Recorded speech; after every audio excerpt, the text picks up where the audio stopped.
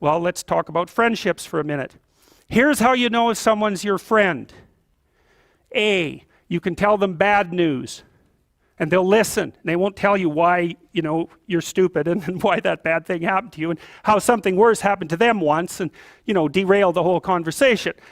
You can actually tell them bad news and they'll listen. So that's a good thing. And then this is a weirder thing. You can tell them good news and they'll help you celebrate. And that's a really good way of deciding who you should have around you, because if you have someone around you, something good happens to you and you're kind of afraid to even admit it because, God, something good happened to you. It's like, you let that be known and it'll certainly be taken away.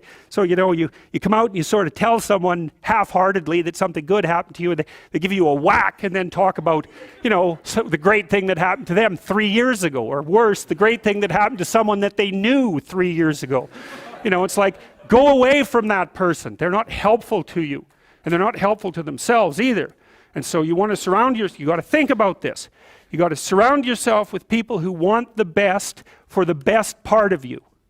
You can hang around with weasels and losers that are trying to pull you down to justify the fact that they're spiraling downhill as well.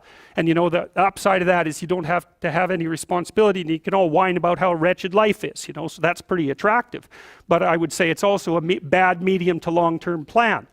And so it's acceptable and desirable to try to surround yourself with people who are facilitating your development. And you might say, well, I've got people around, I know them well, they're not doing that well, and they don't fit into that category. It's like, what's your point? What are you going to do with them exactly? If they'll listen and cooperate with you and move towards a better future, great. If they don't pay any attention and they keep doing the same damn things over and over and they're not going anywhere and it's painful, then maybe the proper thing to do is say, you just have your misery. I'll go off and have my life. And maybe you'll wake up at some point in the future and think that's a better way of being. Because just putting up with it is, well, they call that enabling, right? You put up with that sort of behavior, you're providing tacit consent for it and even tacit approval.